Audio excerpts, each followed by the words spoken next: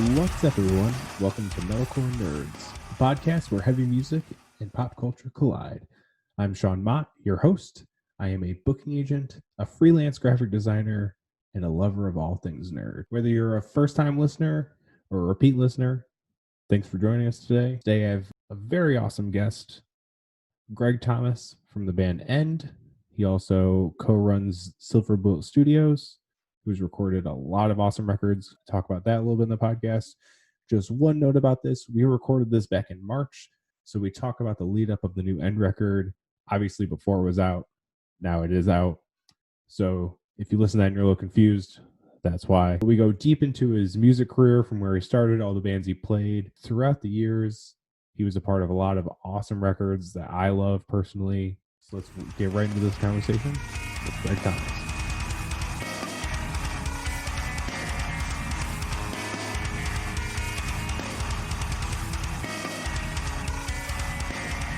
Hey Greg, how you doing, man? Good. How are you doing? I'm doing great. It's a nice day in upstate New York right now. Yeah, it's a pretty nice day today too. Not too hot, not too cold. Appreciate you having me on here today. Yeah, man. Thank you so much for being a part of this. It's exciting for me. Well, I am excited for this too. I appreciate it. Yeah, your weather probably has to be similar because a bunch of my family is from Connecticut. You're in Connecticut, right? Yep. Yeah, a bunch of my extended family is from Connecticut, so I always spent like a week or two in the summer in Connecticut, and the weather was always similar to upstate New York. So yeah, we're in the same boat for sure. Super brutal winters, hot and humid summers. Yep, exactly. Not really. There's like 2 weeks in the fall that are nice. The rest of the year is a little nice. So. Yeah, pretty much. Did it snow for you a few weeks back, like it did for us? Yeah, it did. We had flurries, and because I'm in Connecticut, but I'm also elevated too. I'm in like kind of the hills of Connecticut. So okay. Whenever there might be snow, we get the snow. So. Oof, man. Rough. Yeah. So obviously we're in a different type of world right now. Obviously you run a recording studio. So how has the whole pandemic affected everything that's been going on for you? Well, for us, we basically postponed all the records that we had coming up, which has been a few months of records, and have not been rescheduling them yet. So wow. I know stuff is starting to open back up, but with the studio, in my opinion, it's good to be cautious because you're with instruments, you're handling them. With microphones, you're singing into them. You have all these things where there's a lot of like, could be residue or contact or whatever. And it's a difficult time because there's all sorts of conflicting information out there and all this kind of stuff, but we're just kind of running with it we'd rather be safe than sorry. So, we haven't started even rescheduling yet. So it's been a very interesting thing because we usually book out 4, 5, 6 months in advance. And so moving like 2 or 3 months off into space, we're kind of just trying to take it so that everything gets moved back equally. So it's not just like you were supposed to record now and you're going to record in 2021. So we're just trying to move everything back. And I think we're going to start getting back to it, in the next few weeks or so. But yeah, it's been very interesting. It's surreal because we typically at the studio, me and the Chris Teddy, who co-owns the studio with me, we typically work like 80 to 90 hours a week. When you're working in a field that is both your passion and your hobby as well as your source of income, and you own your own business. I mean, you're just working all the time. That's part of the trade-off for getting to do something that you love. But we went from working like 90 hours a week to a few weeks where we were just like, okay, what do we do? It was such a weird and surreal experience, especially because we were finishing, I had just finished a record for the band Misery Signals that I used to play in. Like I just finished that literally the week that the pandemic started, and I'd been working on that for like 6 months. So we'd finished that record. I'm like, okay, I finally get, oh wait, the world is stopping temporarily. So, but it's it's been okay. We're focusing on mixing and focusing on Yeah. kind of the rollout and the back end of all the stuff for the different records that we had coming out. So we've been managing to survive, and thankfully people, want us to mix and things like that. And we've had a couple sessions even where, some of the bands I work closest with, if they only have like a day left of guitar or something like that, I've actually had people Skype me and show me the guitar part and just had me play it just to finish off of a record or Wow. something like that, where they're like, we don't know when we're going to see you again, but can you just add these couple guitar parts? And it's like, sure, yeah, I can try to do that. Oh, And wow. yeah, like a Skype mobile session, which is pretty cool that anybody would trust me to do that. And Right. thankful for that, but it's kind of helped keep us afloat during this time. So Yeah, that makes sense. And I don't know if you knew this about me, but I'm actually a booking agent. So I feel the same feeling as, you spend so many hours working a week. And I'm also a designer too. And a lot of it was music industry based just through the managers and the agents and the bands I meet. I just usually end up doing their tour flyers or whatever they need.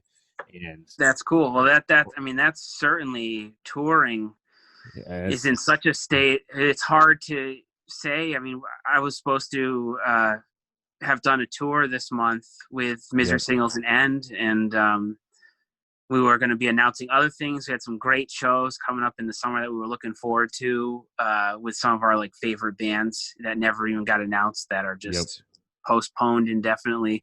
So I can only imagine for you, like being a booking agent, it's hard to say. Like we moved our tour that we had in the summer off to November, but even that's a guess. I mean, if it is. people are going to be back at it at that point, everybody's eager and ready to go, but also, it doesn't make sense to jump the gun and be dangerous and maybe also have like just such a poor attendance that it wasn't even worth it doing it, to an extent anyway. So it's kind of like, we're going to see, and I'm sure you're right there where you're just kind of waiting to see day by day, what's the update, Yeah, pretty much. None of the bands I work with or managers or teams have really, we're all kind of on the same page of, yeah, we kind of got to wait and see until we get a clear picture about this, because so many tours have been rescheduled for the summer, and those are almost all getting either completely canceled or moved back again, so it is a waiting game. There's nothing you can do. And like I was saying, luckily none of the teams or bands have been like, hey, what's going on? They kind of everyone's been understanding about it. And I'm like, yeah, because I've just taken a complete backseat with booking, because why would I try and plan on something that I don't know if is going to happen? Just move it back again. And now, even with everything moving back, it's just, there's going to be so many tours when everything starts back up, and it's just going to be a mess. Totally. And that's something that you touched upon there that I've noticed, and I appreciate, is how understanding all of the bands have been. Like just everybody gets it. If we had to move back a record or a tour, everybody's kind of like, that's totally cool, man. As soon as you feel it's safe to pick it up again. And I really appreciate how understanding everybody's been, because if you go onto social media, you can see there's a lot of people that don't understand or don't have tolerance for what's going on. But the music industry has actually been, even though everybody's kind of losing a lot of money, there's a certain feel where everybody's kind of in it together and just waiting. And I don't think I've ever experienced anything quite like that from the music industry before. So I am pretty, impressed. And maybe it's, we're lucky because we have the genres that we work in are a little more forward thinking than others, maybe, with certain stuff. So maybe they just kind of understand, and that might not be the case for other parts of the music industry. But I have been impressed with how everybody's just kind of, we're in it together, and when we can resume, we're all eager and excited to do it. So it's been stressful, but people have been handling it pretty well, I would say, overall, in terms of how they're altering their plans for their record releases or recording or touring and stuff. Yeah, I couldn't agree more with that statement. Everyone has been very, very cool. And I've even heard from people who I maybe talk to on a semi-regular basis, just being like, because obviously I'm used to getting so many emails a day, and now it's nothing pretty much. But people being like, hey, what's up? How you doing?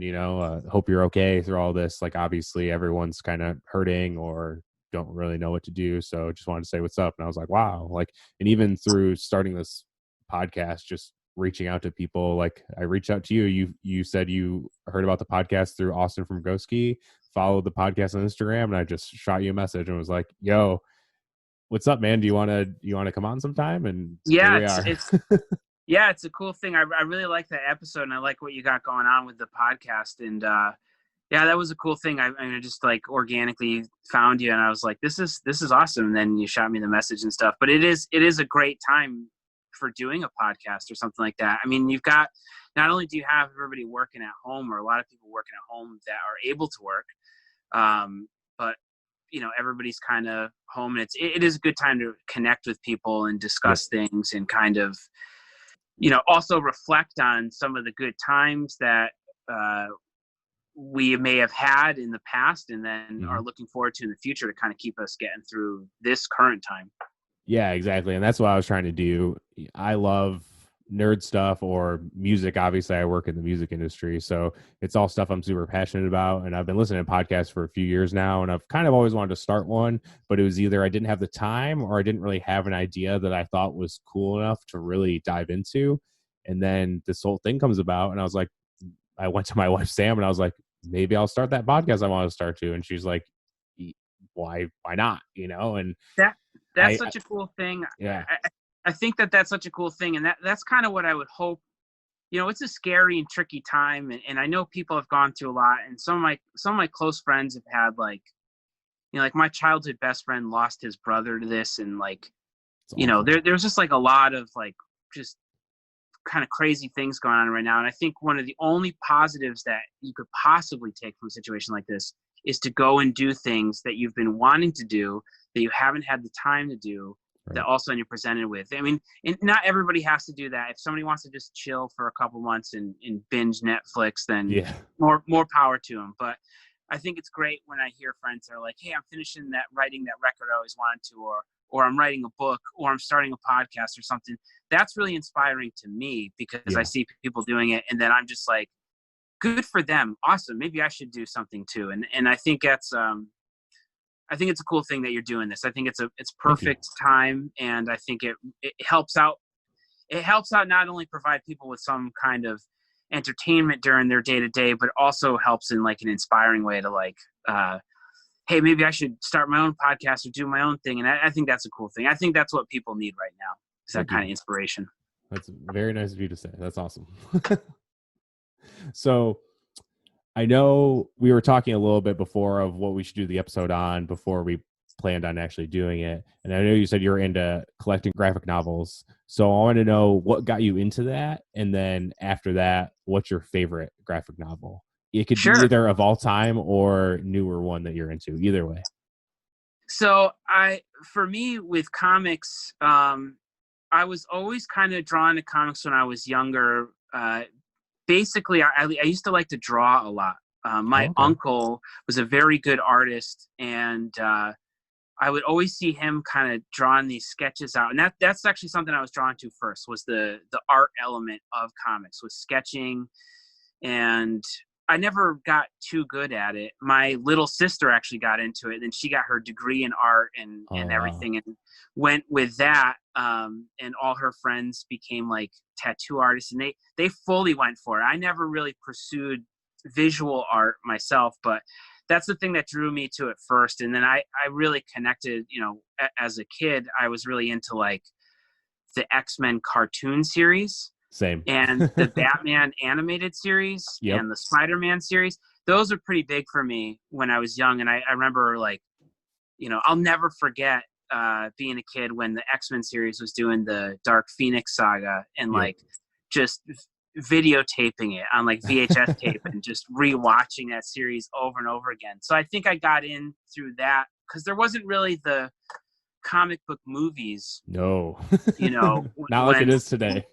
Yeah, not like it is today. I mean, you had Batman and Superman, but that's kind of almost it for that. Yeah, they didn't. Period. Yeah, they didn't come until the early 2000s. Well, a little before, because Blade came out in like 98 or something. But you had a couple things. yeah. You had like when I was 12, my favorite movie was The Crow, which was a comic. Oh, yes, yes, first. yes.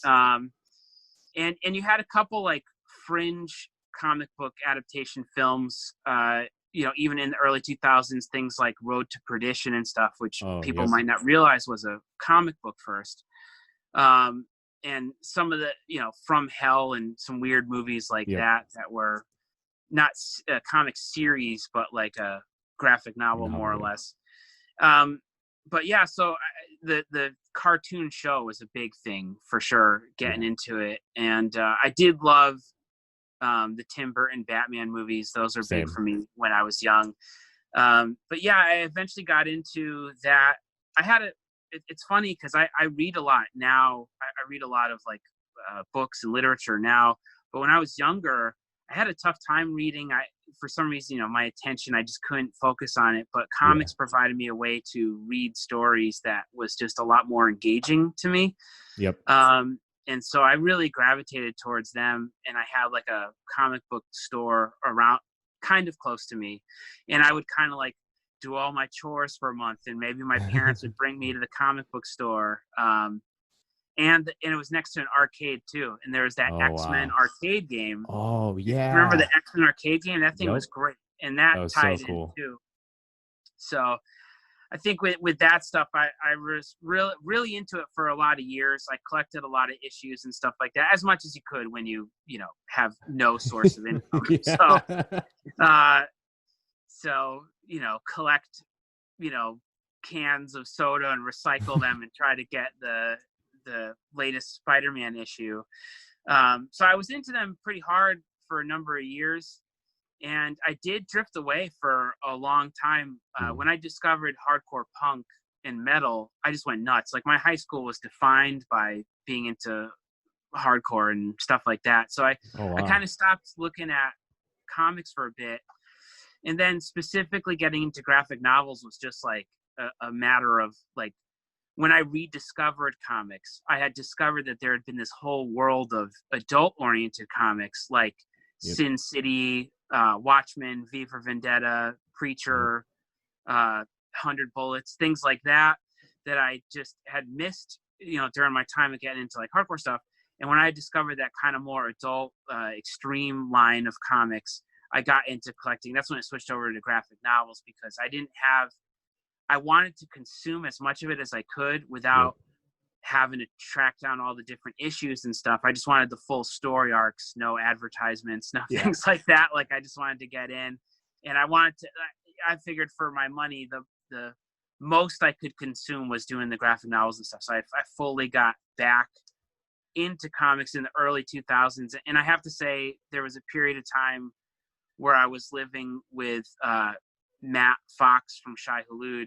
And when we lived together, he was very knowledgeable about comics and stuff. Yes. And so he let me borrow a number of graphic novels and things like that. And he really helped me get back into that stuff. And that's to get to my all-time favorite. I have a very generic favorite, but that would be Watchmen. I mean, Watchmen is easily my favorite book. When I read that blew my mind apart. And that was really the thing that kind of pulled me back in. I didn't realize that comics could function at such a form of basically high literature. Watchmen is like basically high literature that it just blew me away. And I didn't know anything about it. The movie wasn't out or anything. And so all the twists and turns really floored me. Yeah. And, still to this day, I greatly revere that book. And I would say Watchmen and then Garth Ennis's Preacher is probably my favorite long-running series. Those are probably my two favorite comic book, series, more or less. Even though Watchmen's only the few issues, really. But those would probably be my favorite graphic novels. And it's funny because as much as I love Watchmen and Preacher and absolutely revere those, I have seen neither the show for Watchmen or Preacher, though I do plan on watching those eventually. I've kind of let them do their thing, and I'll watch them eventually. I was going to ask you because the Watchmen show is probably the best season of TV I've ever seen in my life. And I've watched a lot of shows. I've heard that from many people, and I greatly look forward to watching it. I It kind of is wanted it to just insane. like, I kind of wanted all the episodes to come out so I Mhm. could just prepare myself and then take it all in. And one thing I have been doing, even though I haven't watched that show, I have been listening to the score, the Trent Reznor, Oh, Atticus Ross yes. score for Yep. Watchmen, and it's fantastic. I'm a Yeah. big fan of movie scores, and Yep. that's like a huge influence on me and my personal music writing. And I have a lot of respect for Trent Reznor, especially when it comes to film score stuff. So even though I haven't seen the show, I can tell you that the score for Watchmen is fantastic. It's It is. super dark, dreary, Yeah. synth-based, It very fits dreamy so and dark. well with the show too. You'll definitely have to let me know when you watch the show because it is unbelievable. I can't even like wrap my head around how, because it's a sequel to the book, not the movie. Though Yeah. the movie is the fucking graphic novel. They just changed the way of how the ending happens, and I hate when people shit on that movie because it's a great movie. I think it's a fantastic movie too. I think it's very underrated. When I watched that I movie, agree. I was like, "Oh, this is a masterpiece." You know, I was really blown away when I first watched it in theaters. But I think one of the things that might have helped me was already loving the source material. Right. So I think some of the blanks that people that might not be familiar with the comic, I had been able to fill in some of the blanks, and Right. also, as much as Watchmen is one of my all-time favorite books, and I do love the ending, I thought the way that they handled the ending in the movie was fantastic. Like, Yeah. I thought it made sense for the condensed storyline to not try to have such a lofty end, and it hits all the central points for the characters, I think, still. So it I do appreciate that movie, especially the way that it's shot and the casting and the way that they decided to, how they represented Dr. Manhattan and all these tricky things. I thought they did a very good job. But yeah, the show is a sequel to the comic itself, so obviously there's the slightly different ending and things like that. But you know, I think that's like you said, the ending was fit perfectly because it made more sense other than having an octopus, like especially in that time that it came out, people couldn't grasp the crazy wackiness of comic or comic material put on the screen. Like, people didn't get it even when they first started doing the MCU. They almost kind of, or the DC movies, they would kind of change the comic accurate costumes to make them more modern in a way. But now you put anyone in a full costume straight from the comics and people are like, yeah, that's fine, but back then it was, people were like, what the fuck is that? What are they wearing? Because a lot of people that consume this stuff aren't really comic people. Now comic book movies are the most popular thing in the world, and not all of, a majority of these people don't read comics. I was kind of one of the, like, I love the cartoons, like you said, when I was a kid. I didn't get into comics till way later. And like, I loved the movies. I loved Batman's, like, one of my favorite things of all time since I was a child. And I didn't start getting into the comics until I was in my 20s. So, I wasn't aware. And then I started, as more movies came out and the MCU grew and everything, I just started Wikipediaing everything. And then I was like, well, instead of just Wikipediaing everything, I'm just going to read these books. So I have like a short box full of like single issues that are just kind of like, stuff I've collected or whatever.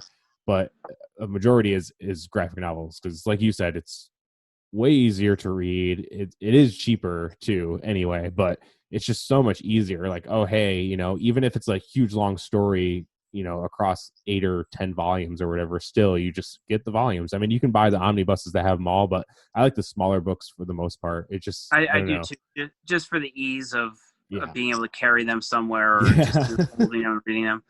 That's a really interesting point. I think that you brought up too, with how the comic book film has adapted and stuff. The thing about Watchmen is that Watchmen the comic is a critique on comics. So Watchmen the film kind of functions as a critique on comic book films, but like you're saying, they were still finding their footing at the point that came out. They were still finding, this is before, I remember when the MCU stuff came out, and right away, Iron Man was a lot of fun, but nobody could have guessed that it would have gone to what it was. And I think by the time you started to see films like Winter Soldier and stuff like that, where it got maybe a little more serious in tone, is really when it started to boom in popularity. At that point, they're still figuring it out. So a film like Watchmen coming out and being a critique of comic book movies is tough, because what it's critiquing is not this vast wealth that people are familiar with yet. So it's almost critiquing the future of how that storytelling was going to be. So that's a good point. I was going to ask, have you read Doomsday Clock? I have not. So it just wrapped up a few months ago. It was supposed to be a year. I don't even think it was supposed to be a year, and it took 2 years to finish, 12 issues. I know they only have, because they did a thing, because I bought it issue by issue, because my wife, that's like what almost skyrocketed me into comics pretty much, is that she bought the first 2 issues of Doomsday Clock for me for like my birthday. And then I just I was like, oh, I'm going to go buy all the ones that are already out or whatever. And then, so that's one of I have the full run of it, because I was like, oh, I have them, so I might as well keep going. But then with like 2 issues left, they released a trade for issues 1 through 6. So I bought that because I love trades. And I'm guessing they'll do a one that's the second half, and then they'll do another one that's all of it too. So yeah, I'll have to grab that for sure. I've kind of missed some of the, I didn't read the Before Watchmen stuff. Oh, it's yeah, funny when I love something, when I really love something, when it comes to storytelling, I'm always apprehensive when it's continued, but I had such a complete experience with it. Yeah. I will always check it out eventually, but I don't race to it. And I kind of let my expectations subside a little, so I can take the newer thing for what it is, as opposed to, having to weigh it against this thing that has such value to me. Yeah, it's really cool, because it's obviously really the only thing that Watchmen has been included in since the graphic novel, really. And they finally interact with all of the other famous DC characters, which is super cool to see, like the dynamic between the two. And just, they do such a great job of keeping the same vibe and tone of Dr. Manhattan through it. And that's, as soon as you get like through the halfway point, it starts really getting into like Dr. Manhattan and him understanding like the multiverse and Superman and Batman and stuff. And that's really cool. It's really cool. Manhattan's probably my favorite character. I think when I was younger, when I first read the book, Rorschach was my favorite character, and he's still one of my all-time favorites. But the older I get, the more I relate to the kind of isolation of Dr. Manhattan. So that's cool. I would love to see his take on that stuff, or at least the author's take on his understanding. Yeah, I would definitely have to say that Dr. Manhattan is one of my favorite comic book characters ever. It sucks because there's obviously not much, there's only 2 runs of comics and then a movie and a TV show. Really, that's all you have of Dr. Manhattan. So it's such a little, but maybe that's why I like him so much, because, he hasn't been tainted with anything. Like everything he's been in has been awesome. So it's, he's at like a different standard that everything is. There's been a million Batmans. There's been thousands of Batman runs, so it's not easy to compare. It's the guy's only been in like 4 things throughout comics and TV and movies. Yeah, there's something about the purity of not having to force additional story arcs or things like that. Like you just get to experience him in a few books, and there's something about the purity of that does mean that, I don't know, I could see that being like he's untainted in a way. Like it's just that everything's been a home run with him. So yeah, for sure. So circling back into music, I want to know what band or maybe show you went to that just made you think, I want to do this. I want to be in bands. I want to tour. I want to feel what I'm feeling right now, but from the other side of it. I would say a big one when I was growing up, when I was like pretty young, like most people, I my age, I got into Metallica, and I think Metallica was a big one for me. They had like a live VHS thing called Live Shit Binge and Purge, and that live record. I used to, when I was like really young, right when that came out, it's early 90s, I would just watch that thing over and over again. I was like, this is so cool.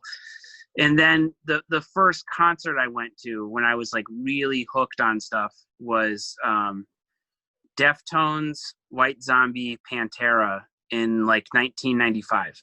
Wow. And I was just, the Deftones were the opening band. I never heard of them. They were on their first record. I think that they were actually about to release their first record. They were about to release Adrenaline. They were doing like the tour kind of to like hype up the record.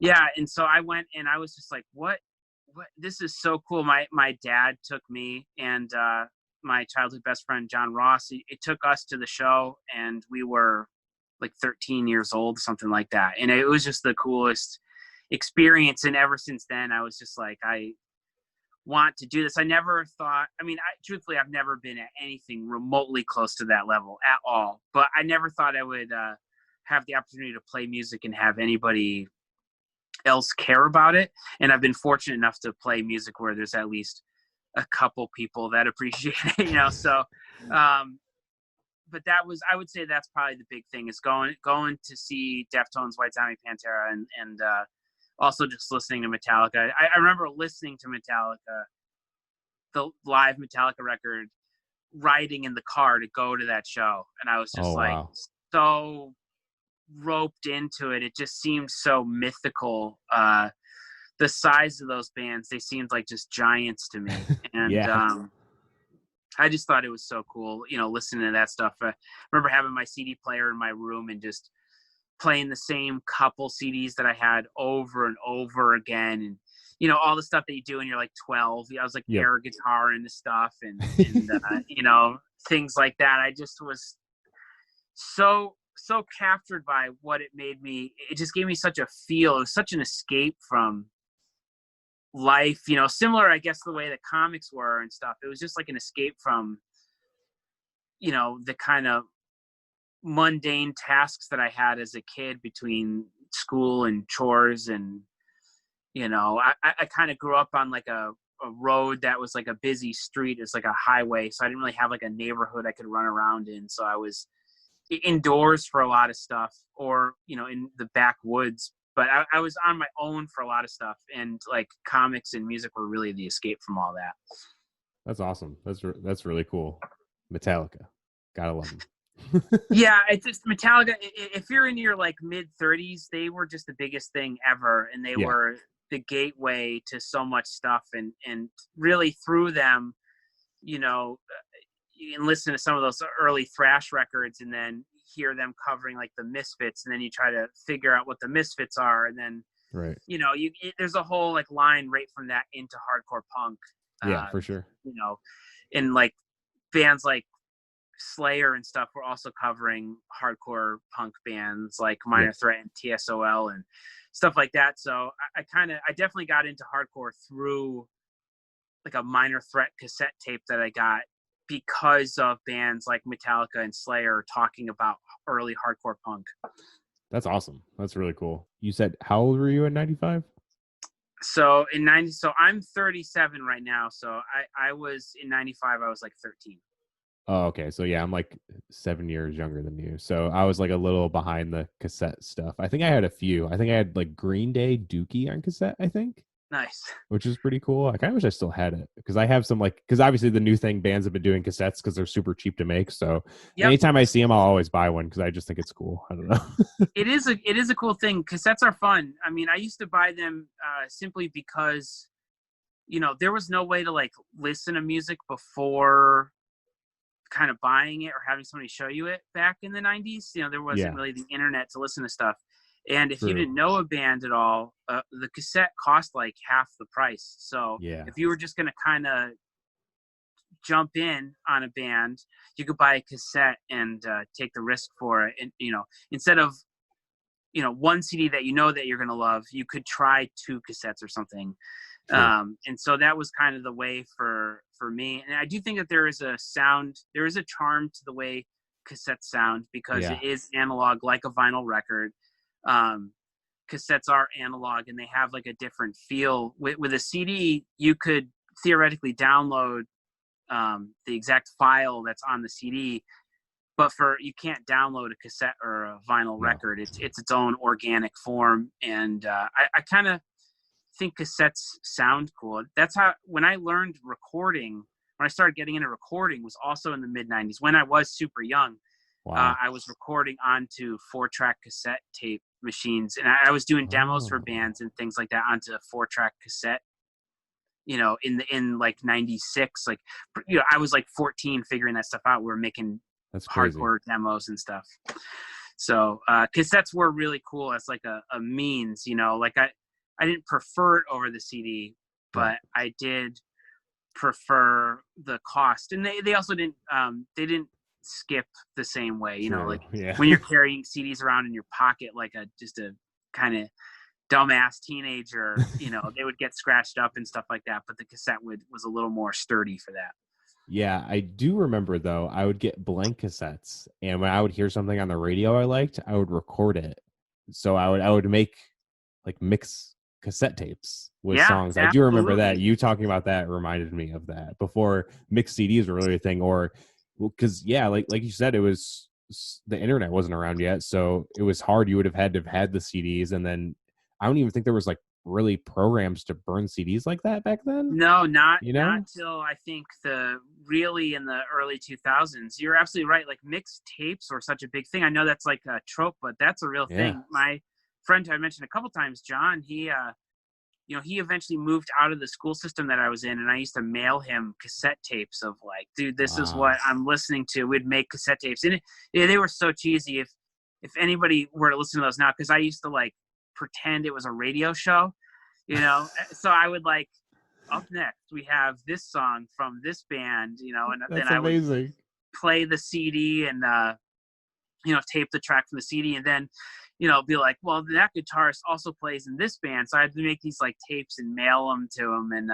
he would send me stuff back and forth, and that was a big way that we would like discover bands. Or if a friend brought a CD over, you could make a tape of that CD, before you could copy the CD proper. So it was definitely I think it's funny because I didn't even mention that, but you're right on. It was a means of sharing music that we didn't have before. So the cassette tape was massive for that, and taping stuff off the radio. I remember calling in radio stations and just being like, can you play this new Deftones song? I really want it for like a tape, and they, sure enough, they would be like, yeah, and this one's for Greg out in Burlington, Connecticut, my God. Here's 7 words by Deftones or something like that. So yeah, it was definitely an important thing for sharing music. That's so cool. I never would have thought to call into the radio station and be like, yo, can you play the song so I can put on a cassette? That's amazing. Yeah, and they would do that too, because it was a cool thing. Our like local Connecticut, it was like, what was it called? Like WCCC, The Rock or something like that. They would do it. They would, they'd be playing something. It'd have to be something that was on rotation, because I remember calling with friends and being like, can you guys play Cannibal Corpse? And they're like, no, we're not going to play Cannibal Corpse. So we would get shot down on some of the stuff when our tastes became a little more extreme, but that was definitely a cool thing. That's awesome. So obviously you were saying how you were getting into bands, and that's what made you want to play in a band. So what were your first bands like? And is it safe to say that when you joined Misery Signals, that was the first bigger band you were in? No, so my first bands in the 90s, those were all small, just like high school bands. My first bands were honestly very grindy, kind of crust oriented bands. Like my first couple cassette tapes are all, first band I played in was this band called Putrid Waste. That was like a grindcore band with blast beats and all this stuff. It's actually very similar to End. Wow. When people, and I just found the old Putrid Waste cassette tape that I recorded. I just found it a couple weeks ago in like That's crazy. Unpacking something from a move. I was like, holy shit, I haven't listened to this in years. And I put it on, and sure enough, the first part that hits in is a blast beat. And I was like, wow, and that's like 96 or 90, probably 97. So I was doing something similar to what the band that I play in now, what End sounds like, with the blast beats and the kind of intensity of that.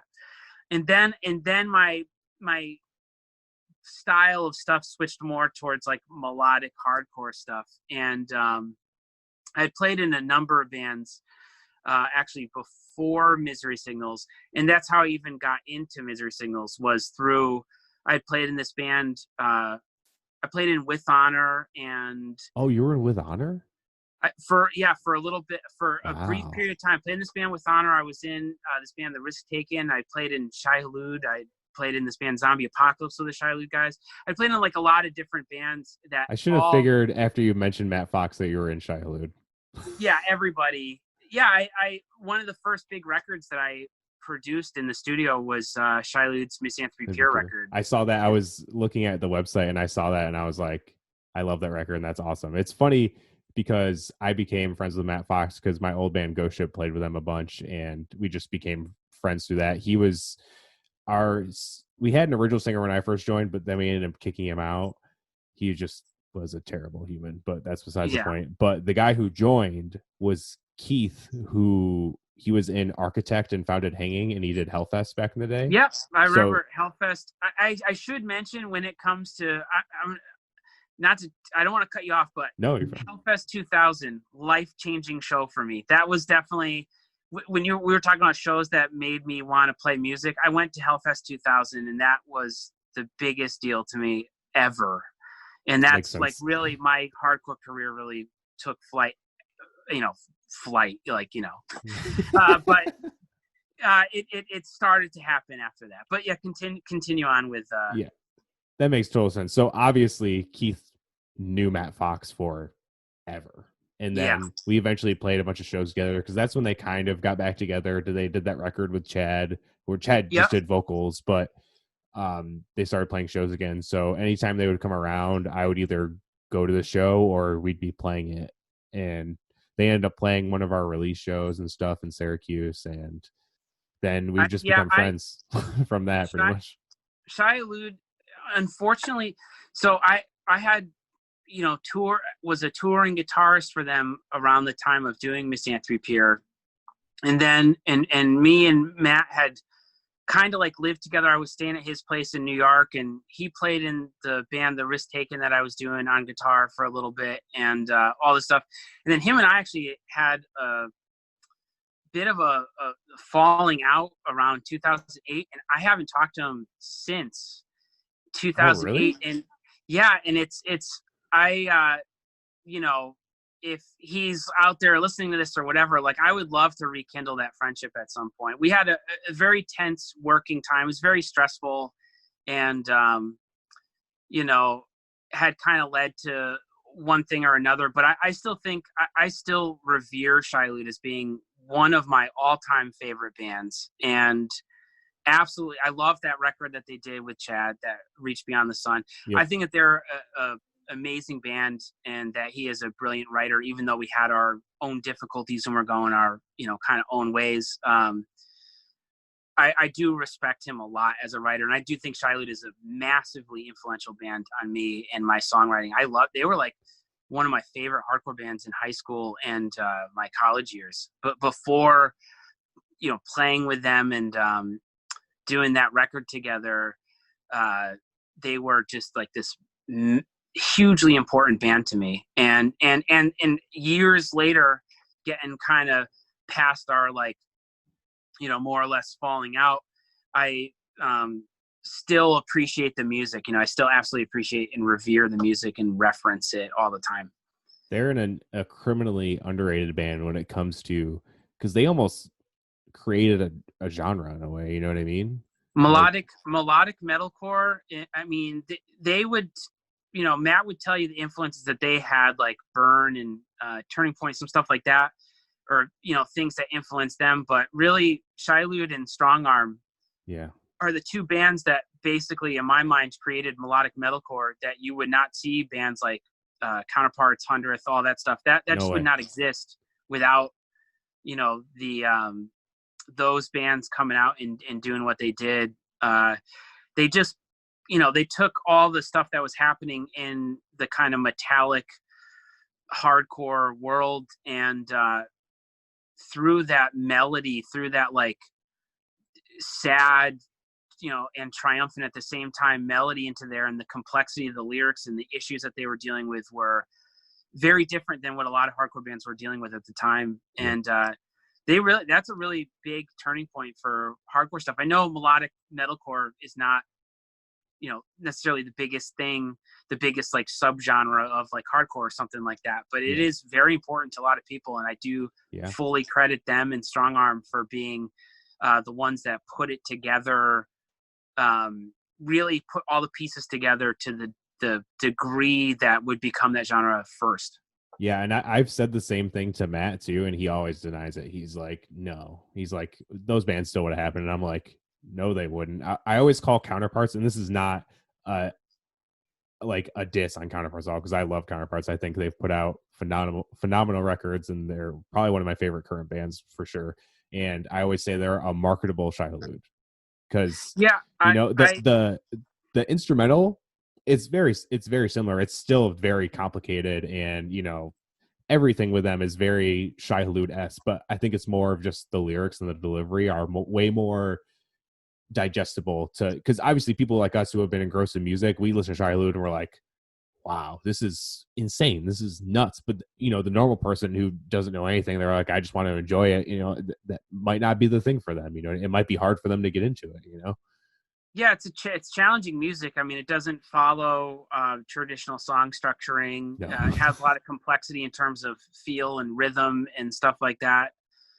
And I actually agree.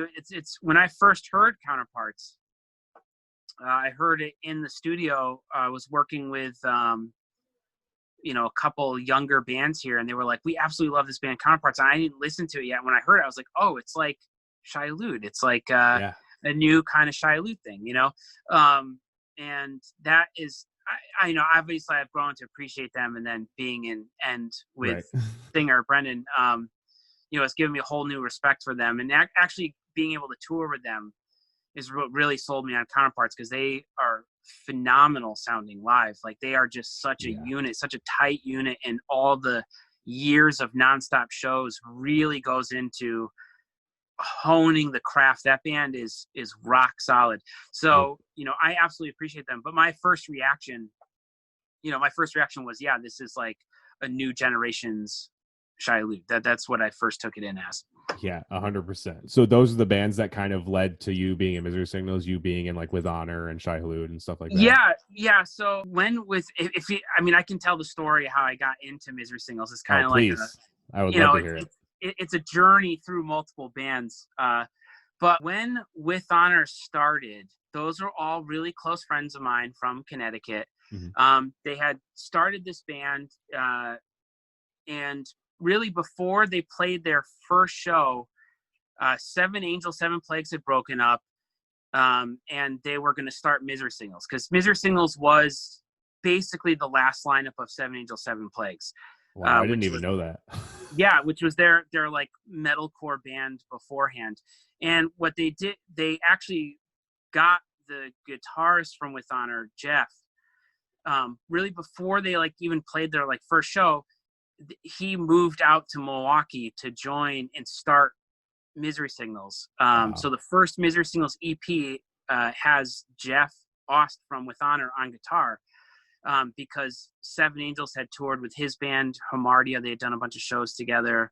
And so he moved out to Milwaukee to start Misery Signals, and that left his spot open in With Honor. And since I already knew all the guys, I and had been in bands with most of the guys in that band, I had just started playing in With Honor and touring. So actually pretty much the first Misery Signals tour was with Honor when I was playing in With Honor. Oh, wow. So, this is back in 2003 or so, and 2002, 2003, something like that. And yeah, we did shows with Misery Signals, and Every Time I Die, it was like their first or second tour. So they were just starting off, and I really got along with the Misery Signals guys right away, and I loved the band right away. Yeah. And I remember around that time period, it's so funny looking back on all this, but around that time period, I remember the guitarist in Misery Signals, Ryan, he had he had a pedal malfunction or whatever, and I actually gave him my delay pedal that I had because I was like really I kind of got out of using pedals. A lot of my early bands used a lot of pedals and had a lot of like kind of post metal influence sneaking into it, but they were breaking all the time, and I was like so frustrated taking them on tour. I gave him my delay pedal, and was like, dude, you're doing so much cool stuff with this. You just have this. And it's funny because I think that's the pedal he ended up using on the first Misery Singles album, Malice. Wow. But I'd given him the pedal, and it was just like, dude, go for it. So we had gotten along, we're like friends like right away. And Jeff only stayed in Misery Singles for like 6 months or something like that. And he kind of missed it back home, and he moved back home. And at that point I had thought about hitting up Misery Singles and being like, dude, I love the band. Like maybe I'll move out and join, Right. if you're looking for a guitarist. But I ended up staying in Connecticut. I ended up trying out for Shai Hulud and not making it to Shai Hulud. I tried out, and Wow. The tryout went really well, but there was something where like Matt thought I was like too nice or too kind.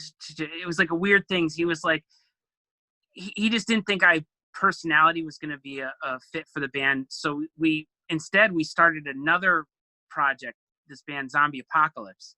So it was like weird. So I tried out for Shai Hulud, and he's like, I don't know if it'll fit for that, but do you want to do this band Zombie Apocalypse that I'm starting?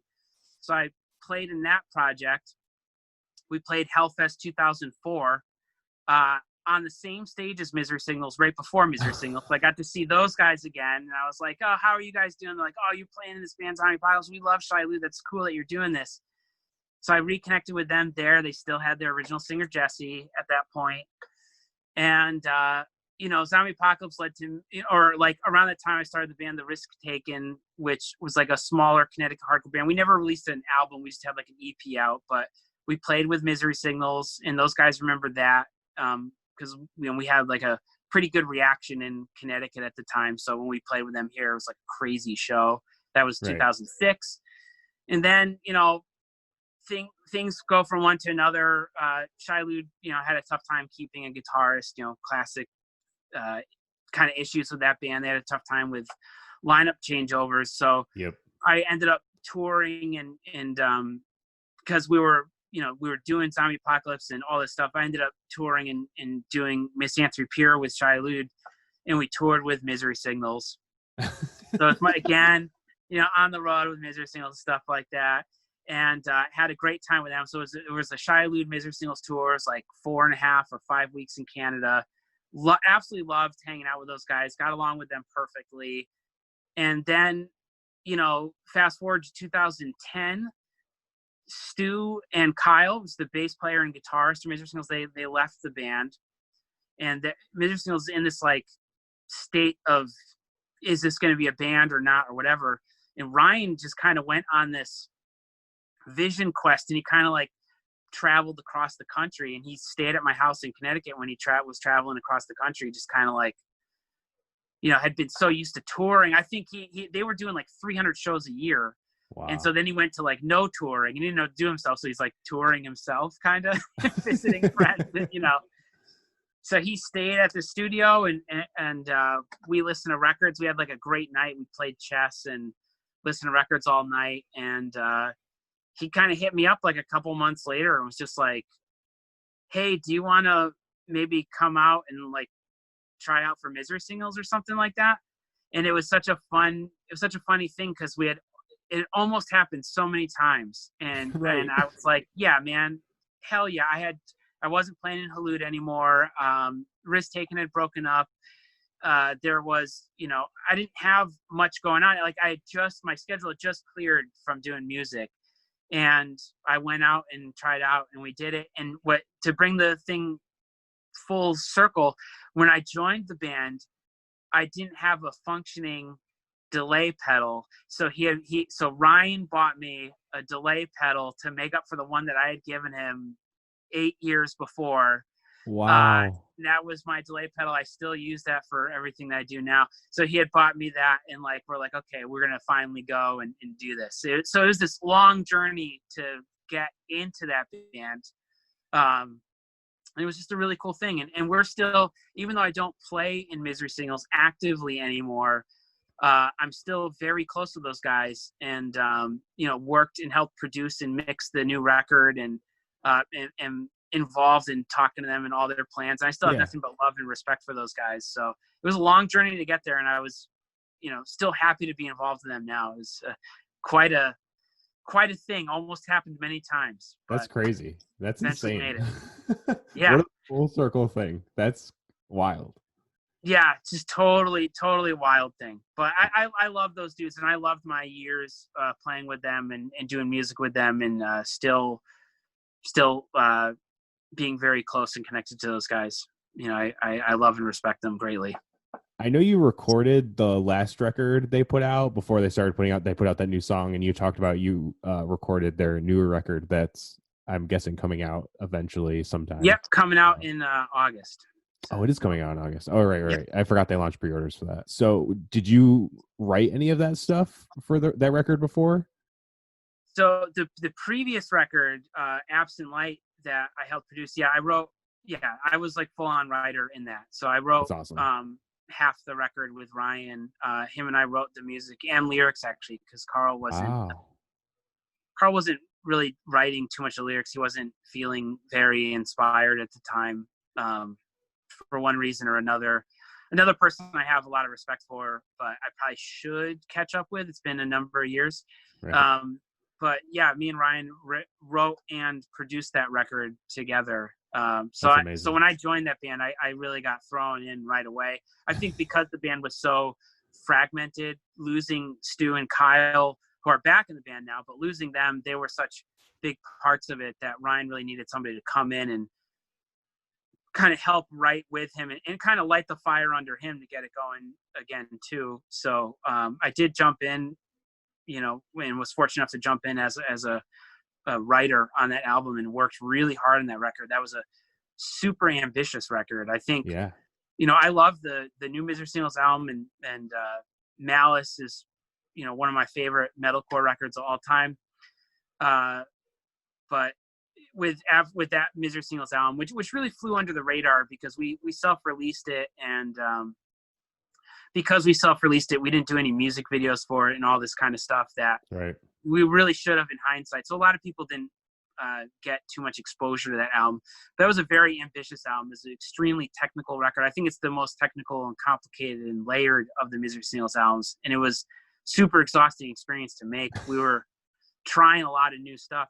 Same thing. I always get myself into these things because I would say probably the same thing with Shai Hulud and Misanthropy Pure is probably the most technical and complicated Shai Hulud record, Yeah, that album is crazy.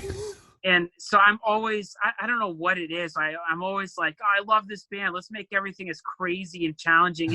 And truth being told, like Misanthropy Pure and Absent Light for Misery Signals, those are not popular records for the band. Like they have their fan base, but they were polarizing for the audience. Right. And some of that is definitely, I'd say my fault or whatever, but I think some of that is because when I'm writing music, I'm really writing stuff that is exciting to me, and I don't often keep in mind how it's going to translate to the audience, and I think that goes into the whole debate of like how pure you want to keep your art and stuff like that. But I'm definitely like the stubborn guy that's like, I want this to be relentless and exciting and a lot of twists and turns that you're not expecting, but that is totally polarizing, and it just sounds like noise to people that might hear the record. It goes to what you were saying with Shai Hulud in general, how complicated they are. It's hard for people to get into them compared to a band like Counterparts, who's probably as technical, but they have a little more of the pop sensibility infused, and they have an understanding of that. It's not as like with Shai Hulud and definitely with Misanthropy Pure and with Absent Light, you have to want to get into those records. You have to put in time listening to unravel the complexity of it to appreciate it, I think. So. Yeah, Misanthropy Pure is actually my favorite Shai Hulud record. Not even joking. Fuck yeah! Well, that's good to hear. See, there are people that get it. Yeah, I love that record. So I appreciate that. Yeah, that's cool. I didn't even know you were in that band at all. So this is super cool to hear the whole story of how that all happened. Yeah, that was done. I mean, the room that I'm sitting in right now, all the guitars are recorded with Matt laying on the couch right behind me. You know, yeah, that was, I played and toured them for a couple of years. But my main, I guess, contribution during the time of that band was producing that record and recording all that stuff. And I was young, and that was one of the first big records that I did at the studio, to do an album on Metal Blade. Cause I actually recorded Shai Hulud. I recorded the demo that got them signed to Metal Blade. I recorded that in the basement of Matt's house, and I was staying there. That's when I was kind of like living with him. We recorded it in the basement. I moved my studio to Poughkeepsie, New York, to set up shop while this place was really being built, when the studio was really being, the construction work was going on it. And we did the demo that we pitched to Metal Blade that got them signed. And because the demo went over well, Metal Blade somehow had let me do the record. It was like definitely the biggest thing I'd done at that time. And like I said, despite whatever happened with me and Matt did take a risk on me. I was very green as a producer. I'd only been doing it for a couple of years and still figuring it out. And he let me, produce that record. So I got to just kind of jump into a super complicated record, and figure out a lot of things that for the first time that I didn't know how to do on that record. I learned how to edit guitars and drums and all that stuff, which would become such a staple of metalcore recording. But at that point, people were still figuring out how to use Pro Tools to that effect. And it was a thing I had to learn, had to figure out and try to come up with a way of doing it on that album. That's amazing. That's super cool.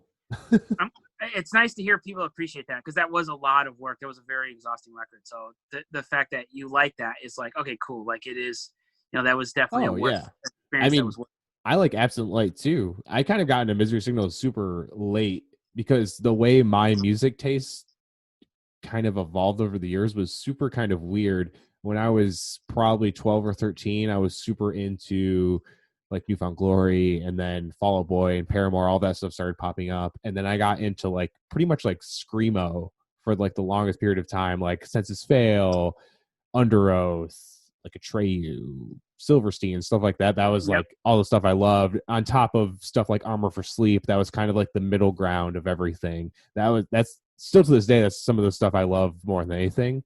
And the only really metalcore stuff I listened to when I was like a mid-teenager, I guess, was like 18 Visions and As Lay Dying and like Killswitch. And that was really it. And then for a while, I didn't get like super into like all the old metalcore bands that now I love, like even like Shai Hulud, or it was until I started joining bands and playing in hardcore bands. And then it was kind of when the whole new wave of hardcore came out, like Trapped Under Ice just became popular, Backtrack just became popular, Cruel Hand just became popular. And then with that, I was like, oh, and I just started discovering all these metalcore bands, because that was in a weird time where metalcore was almost like frowned upon in a way. So taboo for so many years. Yeah. It was definitely. I remember, because obviously most of the bands that I've played in are metalcore bands, right? And I remember it just had such a stigma because there were so many bands like Atreyu and things like that were, using this term. I know that the Atreyu singer said, like last year, he was like, we created metalcore, which is insane. So that's like honestly just a stupid take on that, because that shit was around for years before, like metalcore is the term that I use to describe Earth Crisis and things like that in the 90s, so that was around a long time before them. But it was such a frowned upon thing, so we used to call ourselves metallic hardcore. I remember that. Differentiate yourself, from the kind of bigger stuff. It's funny, what you were mentioning. You got into like Newfound Glory and Fall Out Boy. There are direct connections between those bands and the metalcore stuff. Obviously, because they came from Newfound Glory. You had Chad, who played guitar, who was the first singer, or not the first singer, but on the first record, first record.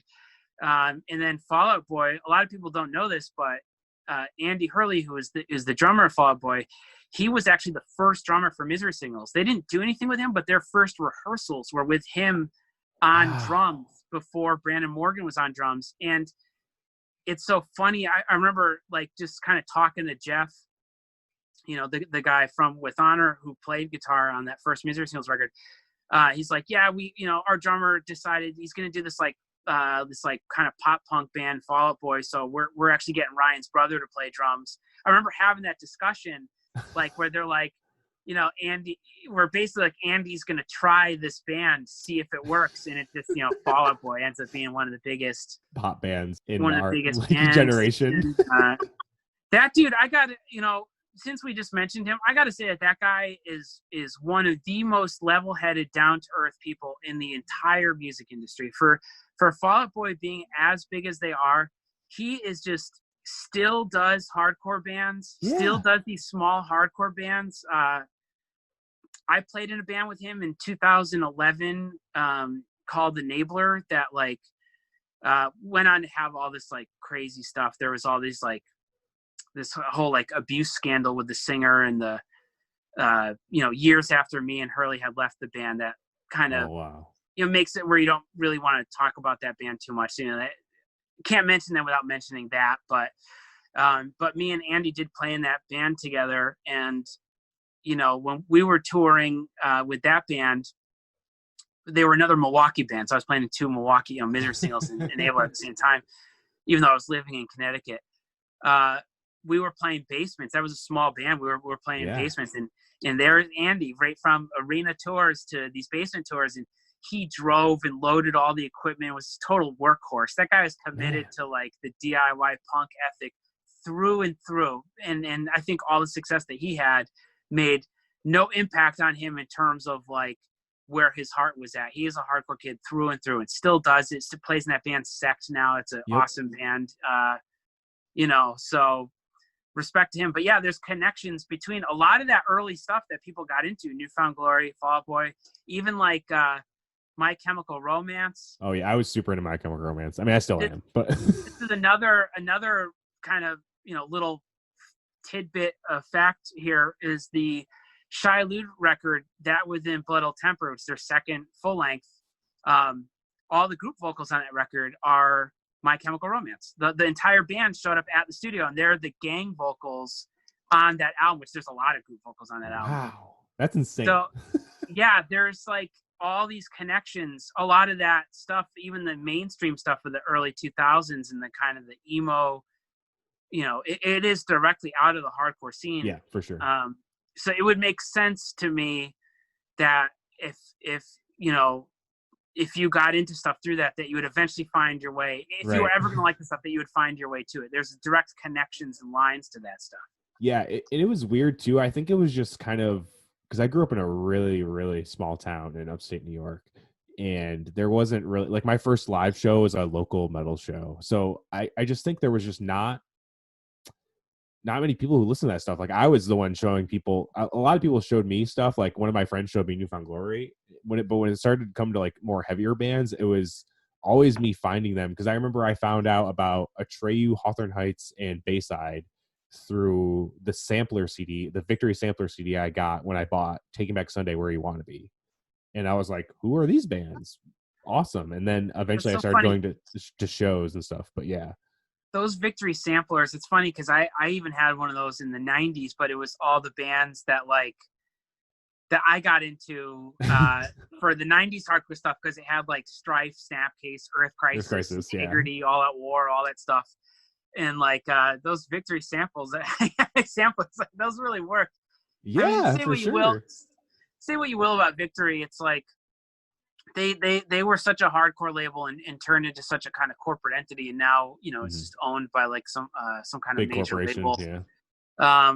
But they were such an important gateway label for multiple generations of kids to get into the scene, and you know, all that stuff. Even like I don't listen to Atreyu or Hawthorne Heights or things like that, but I appreciate them as gateways. You need these things. It doesn't help to go around, you know, there's so many people that are like, kind of stuck up. They'll talk shit on stuff like that. They don't realize that there is no hardcore scene without those gateway bands for people to discover the genre. You 100%. need that stuff. And that stuff is so important.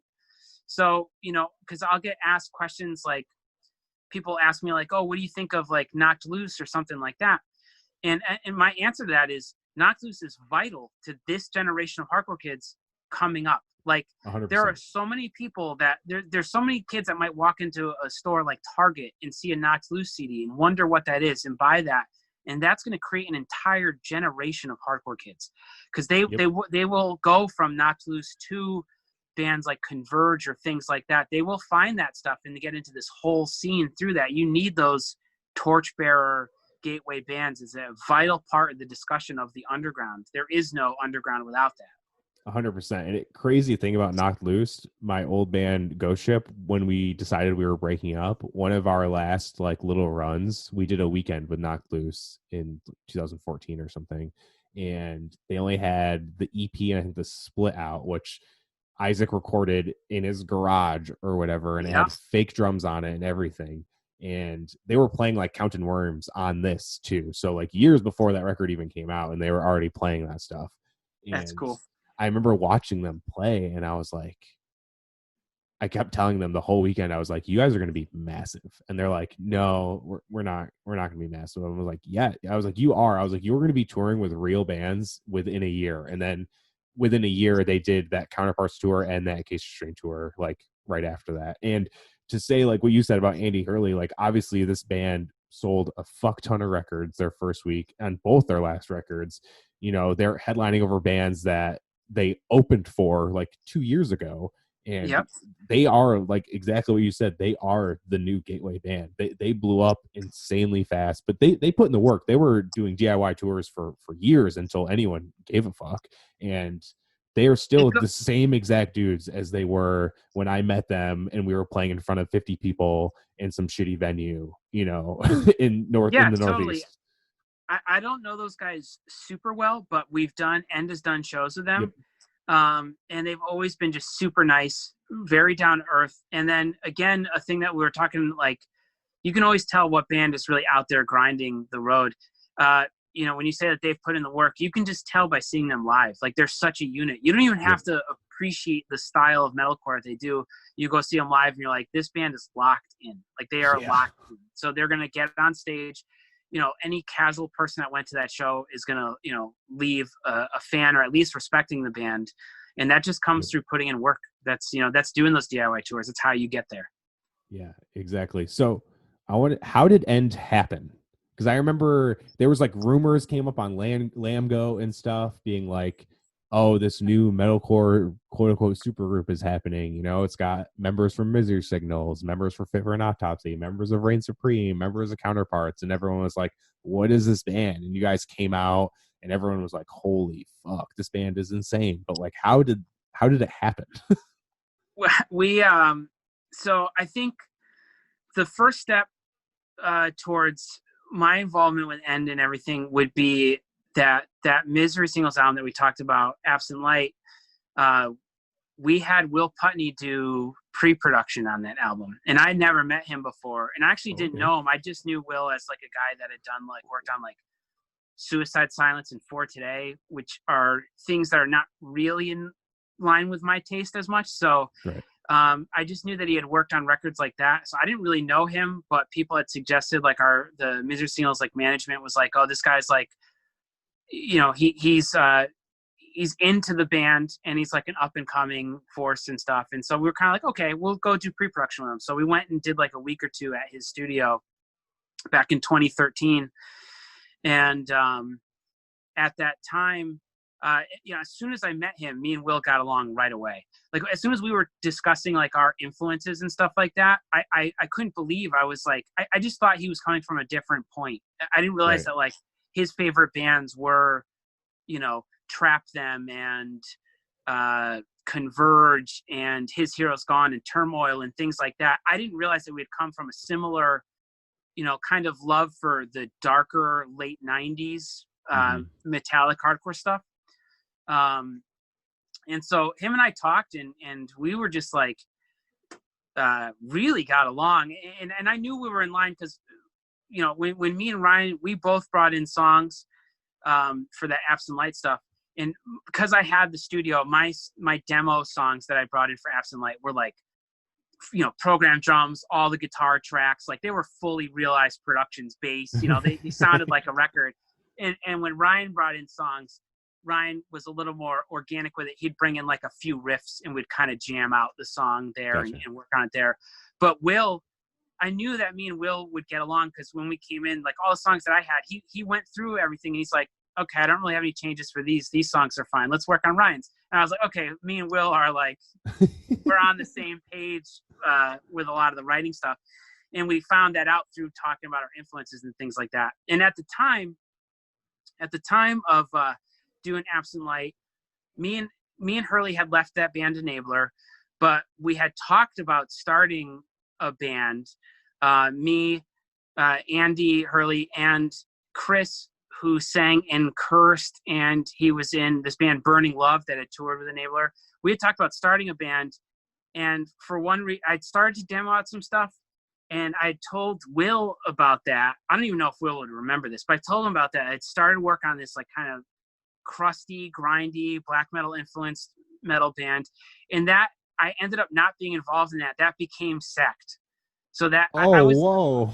Yeah. So me, Hurley, and Chris were loosely starting that project, but because of the schedule with Absent Light being released and all this stuff, I kind of, for one reason or another, didn't end up with it. Even though I love those guys and love what they've done, our schedules just weren't lining up for that.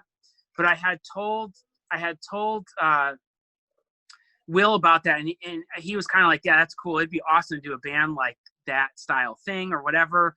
And we're like, well, maybe we should do a band together at some point, like a separate thing. And it was like, yeah, dude, it'd be awesome to do a band that's like this aggressive 90s hardcore stuff. And it was cool. We got along, whatever. Then we didn't see each other for years. Right. And, didn't see each other for years. And then I kind of reconnected with Will back, in 2014 or something, like I would say 2014 or 2015, something like that. He had kind of called me out of the blue and he's like, I still want to do that band and I've got a singer for us. And I was like, oh yeah? And he's like, let's have Brendan from Counterparts sing for that band. He's into all the same stuff. And I didn't really know Brendan at that point. And I was like, wait, the guy from Counterparts likes like crusty, grindy, heavy stuff. I was like, what? I was kind of surprised by that, but yeah, I shouldn't have been. That was naive on my own part, because why would the guy from Fall Out Boy be into crusty, grindy stuff and not the guy from Counterparts? And I was like, he can do that kind of voice and stuff. And Will was just like, yeah, he can definitely do that. And honestly, Will put together the lineup. Like he put together the whole thing. It kind of like they were all people that he had worked with. And that he just thought would be a good fit. So I give 100% credit to Will for assembling that lineup, because he had worked with Counterparts, he worked with Reign Supreme, and our first drummer was this dude Andrew from Structures, and he had worked with Structures, so he had done all this stuff, and he just kind of put together this lineup that he wanted to do a band that closely reflected that side of his influences, that kind of stuff, the Converge, Trap Them vibe. And I always love stuff like that. Like I said, my first bands were like that. Right. And even like my hardcore band, the Risk Taken that I'd mentioned, we had kind of were turning into that. We had done an EP and we had this unreleased full length that we worked on for years that we never put out. And I just ended up in Shai Hulud and then Misery Singles, and I never put it out. And I might go back to that someday and, do that. Well. But that Risk Taken full length was blast beats, really. It sounds like a more black metal, more complicated. If you could combine Misanthropy Pure with End, that's what that record sounded like. So we were starting to turn into that. We were covering His Hero's Gone, which is like a darker crust band that I think End sounds very similar to from the 90s that me and Will both love. And so yeah, he had kind of hit me up and he's like, I want to do this band. And it was cool. I'd written a few songs for it. He kind of was like, just start writing songs. So me and Will each wrote songs on our own. And we had kind of sent them, we had started this group chat with the band, and we kind of sent them to each other. We kind of picked the songs that we liked. The first EP for End is funny because it's 3 Will songs and it's 3 songs for me, and they're back to back and back. Like we just kind of wrote these songs because we didn't get together as a band until we were in the studio. And I met the guys who were in the studio ready to record the record. And we had, when like Lamb Goat was like doing when they had first posted about it and stuff, we had actually recorded the EP. It took us a year to release that first EP. Yeah. And at the time that we released that first EP, we were already writing and recording the full length, which again took us over a year or two to put out. So yeah, the band kind of came together through Will putting everything, he was just like, these are dudes that he wanted to work with. And honestly, I feel super honored that he hit me up. And the thing that's interesting about Will has he is such a prolific producer. And he is just an absolutely dominating force in the metal hardcore production right now. Yeah. And he is the guy. But what I'm so lucky with just coming across these dudes, he is so down to earth with stuff. Like, you would think Will, who is such an influential and important producer of this era, might be difficult to work with or controlling to some degree. He is not at all. And with End, all the writing is split between him right down the middle. We fully respect each other. We absolutely let the dudes in the band do what they want to do, and it's like a really cool collaborative band. I would say that End is one of the most collaborative, positive working experiences I've ever had. And I think I think we really lucked out with that, because a lot of bands that are comprised of bands of members from a lot of different bands who have maybe done a number of different things, those can be really difficult. And I think that's one of the reasons a lot of those bands kind of come out and they don't do so well, because all the personalities, they don't know how to get along.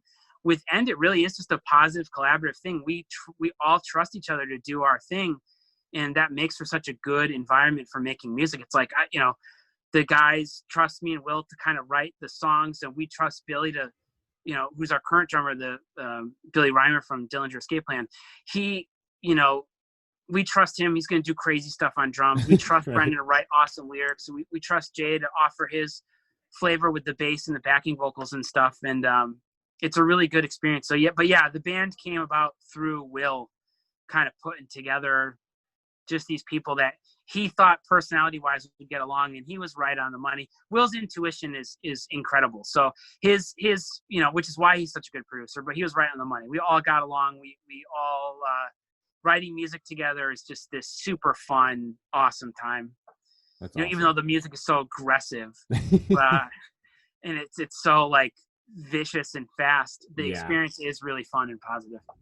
Wow, that's awesome. Yeah, I wanted to, you kind of talked about, not this in particular, but the circumstance. So I wanted to talk about the new End album. You already have a little bit, but has this whole pandemic affected the rollout? I know you guys have been releasing singles regularly, and obviously the vinyl is selling like crazy. You have like 2 colorways that haven't sold out yet and everything. So has it really affected everything, or is everything kind of just on course? Just the whole thing of you guys, obviously you guys are supposed to be playing a lot of shows during this time of new music coming out. It's been a very interesting experience. I definitely think it's affected stuff in terms of, we can't do the touring that we wanted around it, but also there was a little bit of debate whether or not we would release the record during all this. There's a lot of bands, there's a number of records that we've produced here at the studio that are done, that are just waiting till the fall or whatever. They're just kind of getting shelved by the labels temporarily till the bands can do tour and support for them. So there was a little bit of discussion as to whether or not we were going to put stuff out, and also during such a serious time where it's such a dark time in history, do people want dark and aggressive music? So there was a lot of questions about that stuff, but we decided to put out the record because I think really just because people need stuff like that. They need an outlet. They need something to listen to. I know that when records come out right now, like one of my favorite bands, Oh Brother, just put out a record. I couldn't wait to listen to that and give me something to do and absorb. So we decided to go for it and do it. And we're also a band that, thankfully, because of bands that we've been in stuff, we haven't done too many shows, but people have still been able to hear us. So touring hasn't been a vital thing to the development of this band in the way that it has been for our previous bands. So we just kind of decided to go for it. And the reaction has been way more positive than we were anticipating. Like you said, like a lot of the vinyl stuff sold out right away. We weren't expecting any of that. Actually, every step of this band, the little bit of attention and stuff that we've had, we weren't anticipating any of it at all at any point in time. So we're always just like, really? Oh, this is great. Awesome. But every time we're like, okay, yeah, I guess we'll put out a song. We'll see, if anybody cares or whatever. And the response has been really positive. And I think for that and for that Misery single that came out, I think it's important to kind of, if you have your stuff already recorded and whatnot, it is a cool time to put out music because people are looking for that. They're looking for, just going right back to what I was like as a kid, you're looking for that escapism. You're trapped in your house all the time, and it's fun to take in music and stuff. So we went ahead with the normal schedule that we wanted to do. We put out 2 music videos that we'd shot before the whole thing, and we're supposed to have a third music video that couldn't get finished because of the pandemic and stuff. Right. So the third song that came out just kind of came out. We are working on a video for a 4th song that's going to come out the week that the record comes out. So we are working on video, but it's cool. We had to make a completely different style video. We had the director who did the first 2 videos for the album. He's filming the video by himself in his apartment. So it's just a video of somebody trapped in their house, kind of losing their mind more or less. So it's really super dark and gritty, black and white, very brutal video, but we had to completely change what we were doing. Right. And so we were just kind of let the director, Eric Richter, who's a super interesting character, who's heavily influenced by horror films and stuff like that. He's basically making a kind of self-made version of like a Eraserhead or some crazy horror movie in his apartment right now. And he's been working on it for weeks and putting this together. So it did change what we were doing, but the response has been really positive. It's hard to know what it would be like under normal circumstances, but it did alter some things. But we had some of the discussions. We made the decision to put out the music and and just kind of let it do its thing and hopefully provide people with some kind of escape. And if they're feeling frustrated about where things are at, or just, honestly dealing with any kind of depression or anything like that with all the isolation and stuff. I mean, this was a record that was born out of that already. It was, written in a dark time in Brendan's life, and the lyrics were pretty dark. And we almost had a different name for the record that we almost called it Isolation Swarm, I think was the first working title that we had for the album. So it dealt with a lot of these themes that are unfortunately, circumstances that a lot of people during this pandemic are facing right now. So we thought it was an appropriate thing. And the album has there's we tried to put some kind of samples through the record, like similar to a lot of the 90s hardcore albums that we were into. So we have samples on the record that are not from movies or anything, but are from different kind of public domain tapes that were taken from various interviews with people that were dealing with depression and addiction, things like that, during the 50s and stuff. The old kind of mental asylum tapes, and we would infuse some of those with just people where the doctors were recommending different things and they didn't really know, and people, I'm depressed, I'm scared to go home and stuff. Okay, well, take this pill and take this and you'll be okay. And we kind of pulled from that stuff. Not that nobody in the band thankfully struggles with any kind of addiction or anything like that, but everybody in the band has faced some kind of mental health struggle in their life, right. And the album deals a lot with that.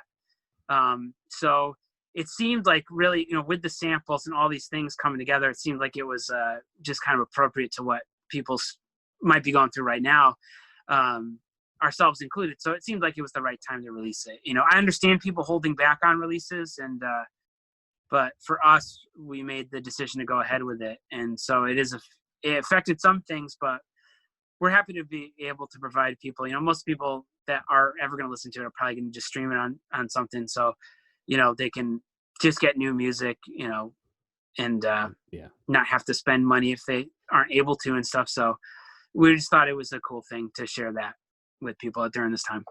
That makes sense. And that's very awesome.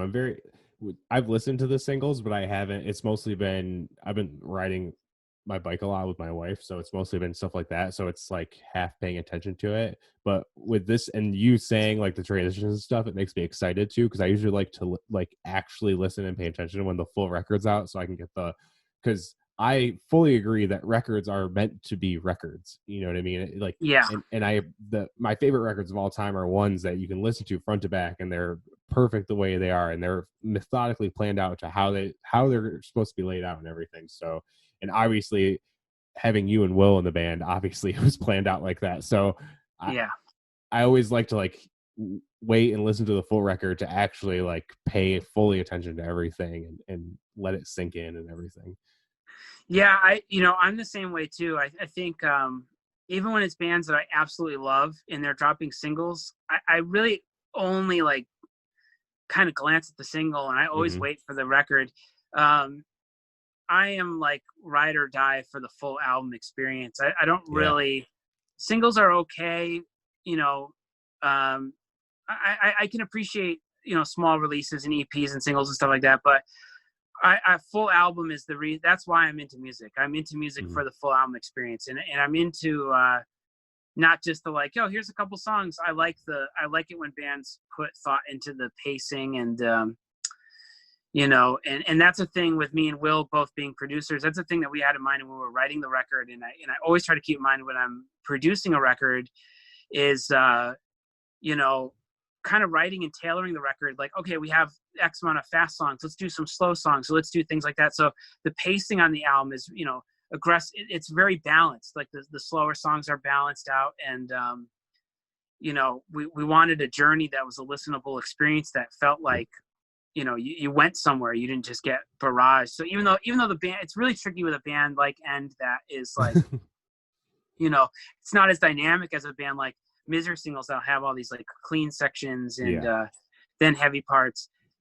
And the whole purpose of End is to be unnerving and unrelenting.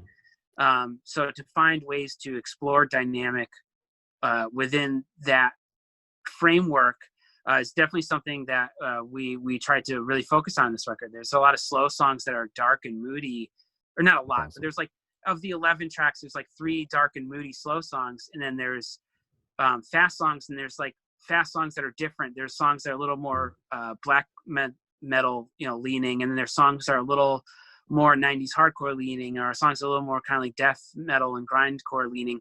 So we really tried to balance out and experience a cohesive thing, and we definitely wrote with that in mind. With me and Will sitting down and writing a lot of the record together, we're like, okay, well, we've done songs like this. How about we try to do a song like this? And that was really important in the planning and writing of the album.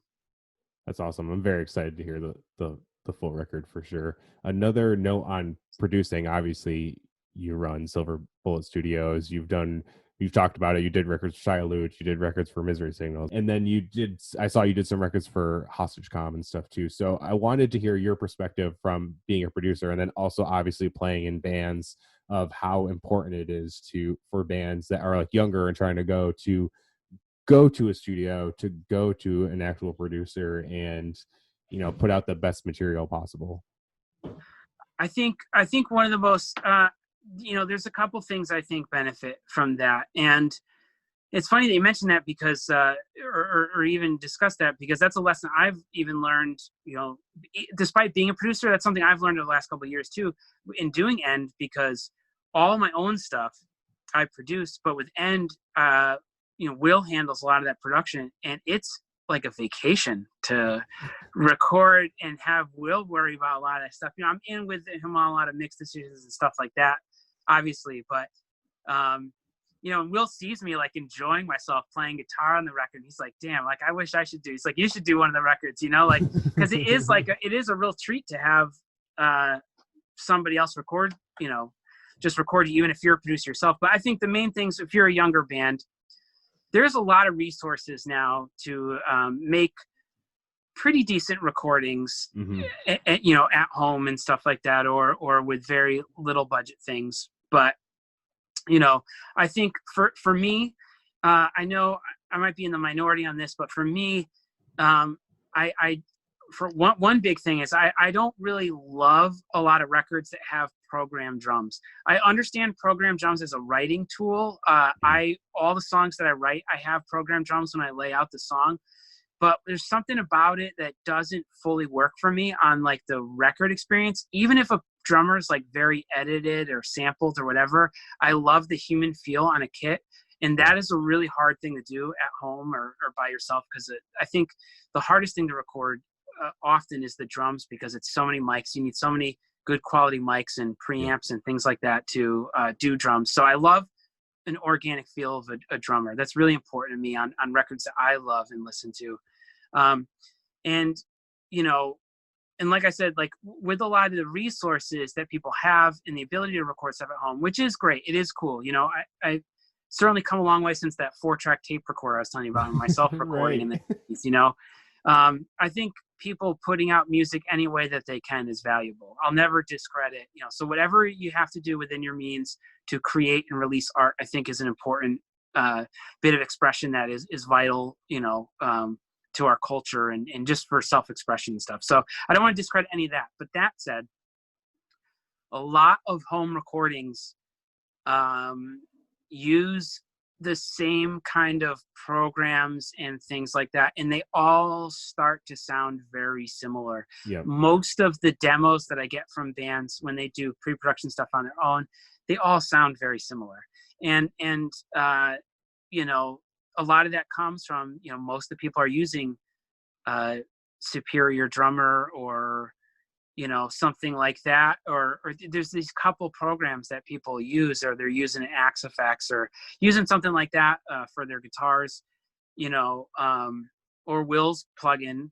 Will has an awesome STL tonality plugin. It's a really good guitar plugin, but there's only so many of those that sound good. So people are drawing from the same programs, doing the same thing. So it makes the stuff sound very similar. And it's hard, I think, in the sea of bands and accessibility for people to write music, it's hard to stand out. You know, we're kind of oversaturated with people doing bands, which isn't necessarily a bad thing, but it does make it difficult if you want to make your band stand out. And I think one of the best ways to do that is to go into a real studio that's going to mic up everything, because you're going to have more of your character come across. If somebody's miking up your guitar amp, or they're miking up your drummer or things like that, you're going to end up with a thing that sounds more like yourself, honestly, than a lot of the kind of computer created bands. So I think that's an important thing. So if you want to stand out, let your personality shine through. So coming through and getting the organic, like actual band playing on the record. And I think another thing too, that's really helpful with a producer, outside of like the technical stuff of having this wide amount of microphones and amps and guitars and things like that, that can really help you let your songs express themselves, is also just having that person that can kind of give you a little bit of quality control. You know, it's really hard when you're in a band. You know, you want to do everything yourself. You want to write all the stuff and do everything yourself. But it is really beneficial to having an outside voice sometimes, because band dynamics are tense. They can be really tense, and you know, you cannot know how to tell.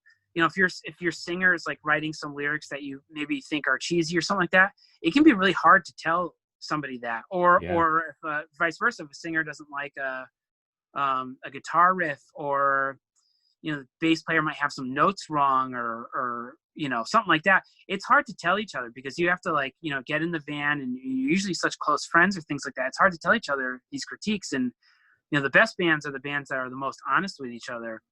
And that takes kind of letting some of your ego and some of your pride go. You know, there's certainly points of even doing end stuff when Will's tracking me. It's like, yeah, you're just not playing that guitar part well. And it's like, all right, I got to practice this. I got to get this down. You kind of need that, like, or you don't need it, but it is helpful to have that kind of outside voice. And a good producer will do that for you. A good producer will come in. They won't try to make your band into something that it's not. You won't come in with your band and like, I got an idea. We're going to make this all pop or something. I think a really good producer is going to take what you're doing and just help encourage you, offer other ways of doing things. So, if you have a drummer that's like playing a drum part and they're on like the same crash cymbal for like 4 sections of the song in a row, you might not even think of that. You're worrying about so much stuff as a band. You're, like, oh, we are writing all the songs, figuring out what the artwork is, all this different stuff. You might not even think about that. Then the producer comes in, they're like, hey, you're on the same crash cymbal for 4 parts in a row. These songs can be a lot more dynamic if you switch to the other crash here and then maybe the hi-hat for this part. And it's like you wouldn't even think of it because you're just worried about learning the songs. It's that kind of like extra care of analyzing, that extra just input of stuff that you might not even think about that really can make a song shine, that can really help define the song. It's not even necessarily like ground up. There's different degrees of stuff. There's different, there's some bands, like I just worked with this band Yashira from Florida. We just produced a new record for them that is in the final stages being mixed and mastered right now. But with those guys, they were super self-sufficient. They had like already worked out so much. And when they came in, it was about us exploring different guitar tones and using all the different amps that we have here to really make a wall of sound. There's bands that you're extremely hands-on with. And I know the same is for Will too. He'll be very hands-on and write guitar parts for certain bands and just act as like a guitarist alongside them. And there's other bands that like are just fully doing their own thing and you just want to capture what they got going and they don't want that input. And the best producer is in my opinion, is the producer that knows when the band wants that guidance and when the band doesn't want that guidance, and respecting those boundaries and providing what the band needs. And I think having that outside voice, whether it just be slight suggestions or whether it be just full on sitting with the band and looking over the structures and everything, that can be really helpful with a band kind of developing their sound and trying to take things to the next step. That's like a vital thing. And I wish I had people like that earlier on in my career. Probably would have avoided years of mishaps and things like that if I had people kind of be like, you're doing this one thing really well, so don't be afraid to do it more. Even if it's just positive encouragement like that, it can make a big difference. Yeah, and it's super hard because it comes with anything, whether it be, if you're a painter or a designer or a writer or anything. It's so hard to see something that could, even if it's just a little thing, to make something so much better because you're so engrossed in it and you're just staring at it or so engulfed with the one thing. It's so much easier for a person completely disconnected and outside of everything to be like, oh yeah, hey, why don't you just try that? And it's like, oh wow, I didn't even think of that. That just made that 1,000 times better. And we did a thing with a producer. We didn't do pre-pro with them, the last EP that Ghost Ship ever did, and it was one of the coolest experiences ever because we would send him like rough recordings and we're like, yo, here's a song, and he'd be like, oh yeah, we kind of did the pre-pro like through just digital means, like, hey, what do you think of this? And he's like, oh yeah, that's awesome, just maybe change this or this or add a lead here. And we did some of that stuff, like, oh, that's the lead, hey, maybe try something like this or stuff like that. And it's just like stuff you don't think of because you're so engrossed in the material and like writing the songs and practicing the songs and everything. You don't even, like exactly you said, like you wouldn't even think of that because you're worried about a million other things. Totally. And I think another thing with what you were just saying as well, another thing too is like you might like write a lead or something like that, and you might know it's maybe not the best thing or whatever, but then you get used to it because you're playing it like a million times in the rehearsal spot and you get used to it, and it kind of can cloud your judgment because something that you might have known might not be the best that you planned on maybe reworking later, and you just got used to it. You're like, yeah, I guess this works. Having the outside voice, they could come in and be like, oh man, you should really write something else. But I'm like, you know what? Yeah, I guess I kind of knew that, and I kind of just let that slide. Or they could come in and be like, actually, that lead is fucking awesome. And you're like, oh, cool. I guess it does work.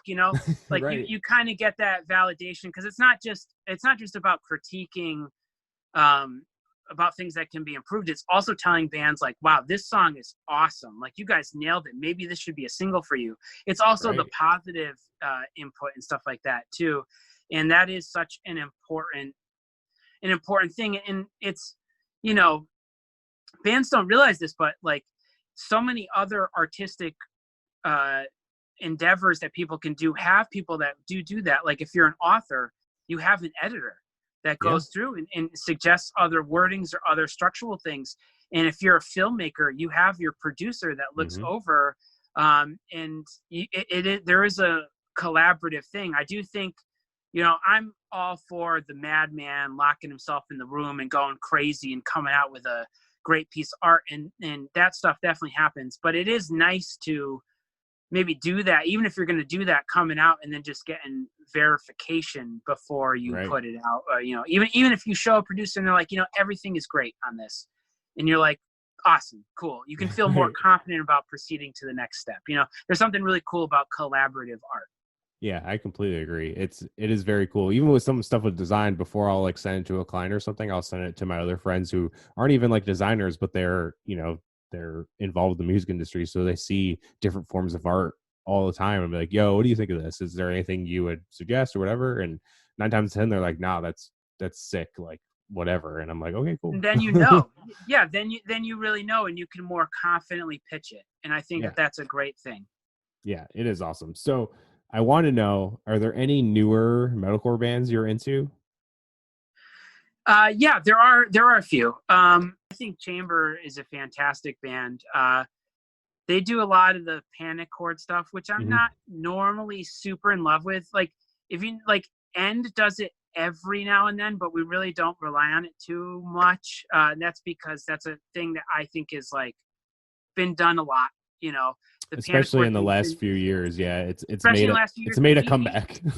Even when I was like, since I was like a little older, like, you know, I heard the first bands I heard doing that were Sepultura did that on their Chaos AD record, which is probably the first time I heard it. But then like bands like Converge and Zao were doing it. So even by the time that, even though I love the guys and I do appreciate the bands like Seven Angels and Norma Jean and stuff like that, even by the time those bands were doing it, I was already like, okay, that's already a thing that Converge has done. Like I like those bands for other things other than those parts.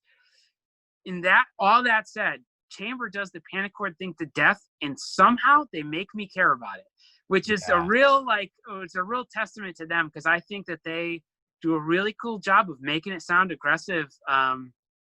So yeah, I think Chamber is a really cool band. And then some of the bands that I've been lucky enough to work with, I really like that Yashira band that I mentioned. I think that they're awesome. That band Vatican, I think, is cool. They're a great band too. And there's a band that I recorded an EP for called Heavens Die from Virginia that I think is really amazing cool. band. Yeah, I love them. I think that they kick ass. I like the dudes, the kind of like Long Island dudes, that band Sanction, and they have another band that they don't really do anymore called Separated. Same kids from Sanction. That band Separated is awesome. We did an EP for them. So I'm lucky enough, like a lot of the current metalcore bands that I list, I've been lucky enough to work with, that's awesome. Which is, I'm very fortunate, you know. And then outside of those bands, I would say Vane is a very interesting band.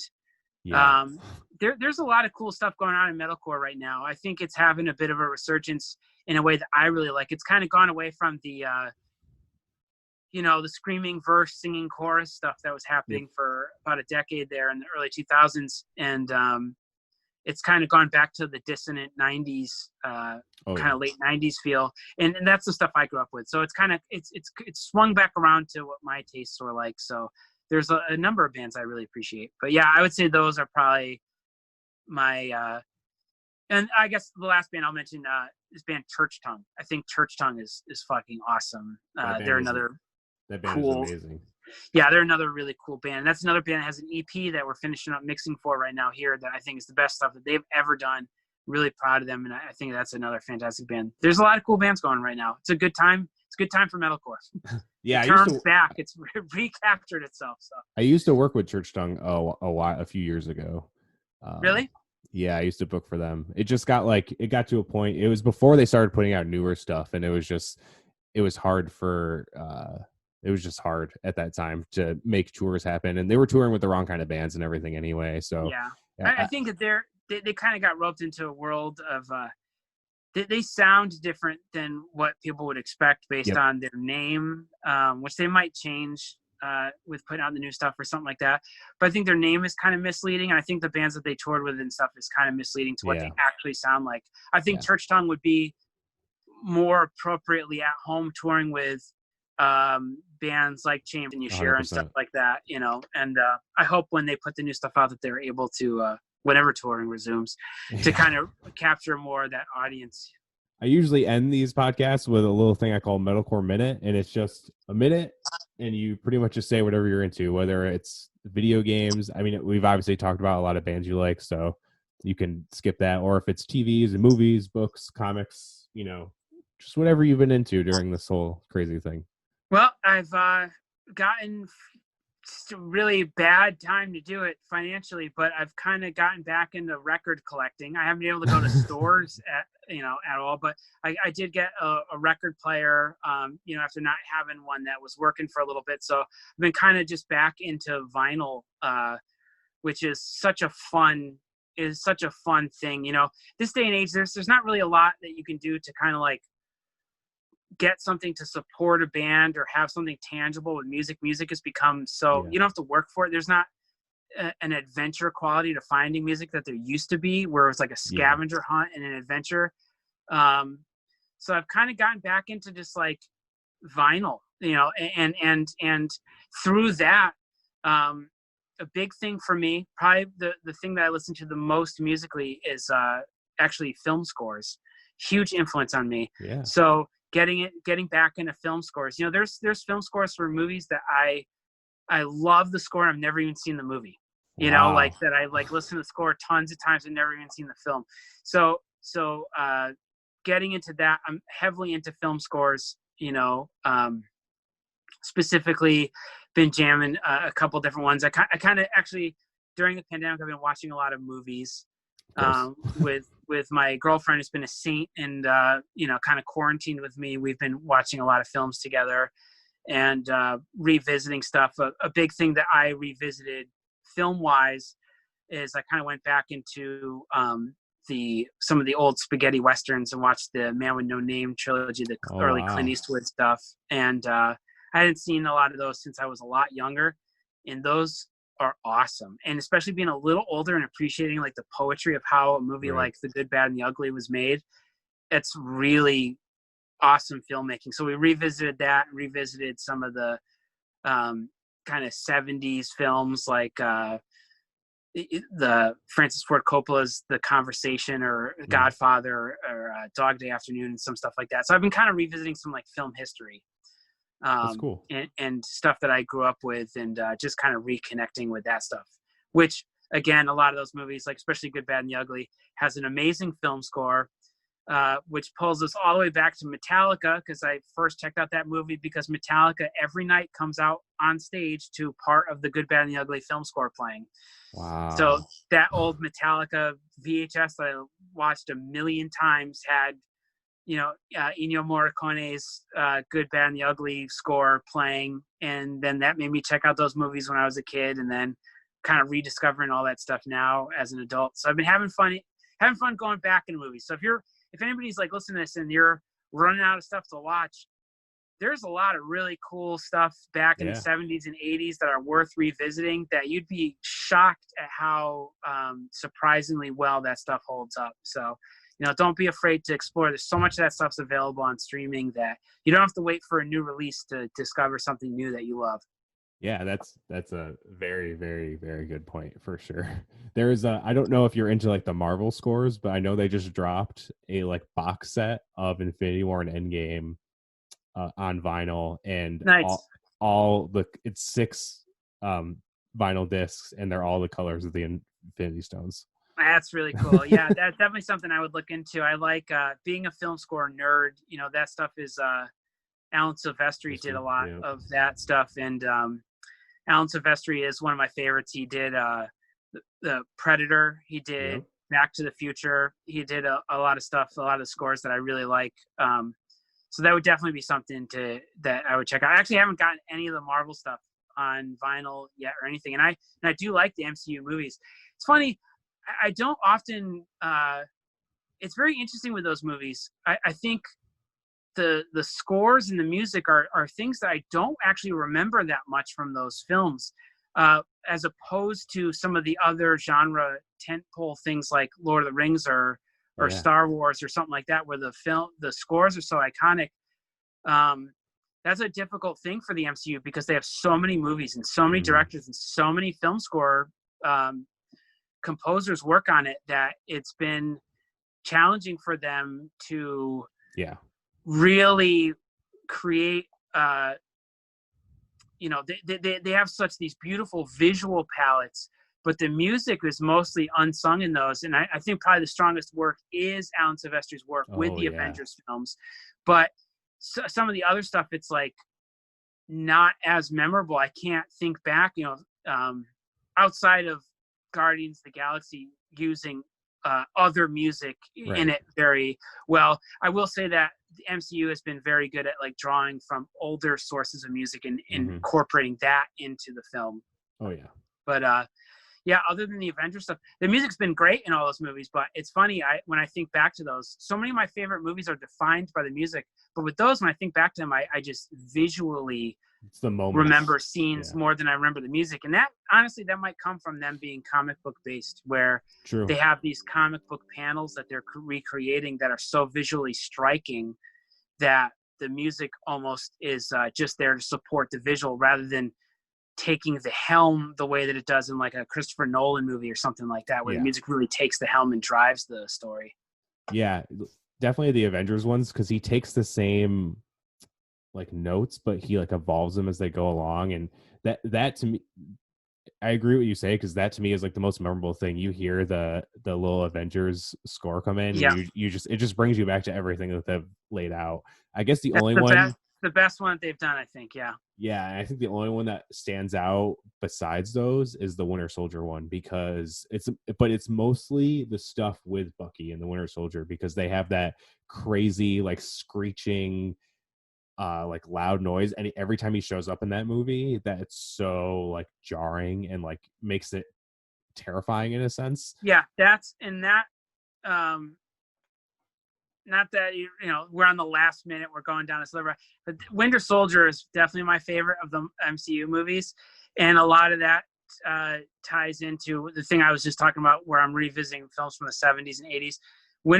There's a subgenre of films in the 70s called like the kind of paranoid spy thriller.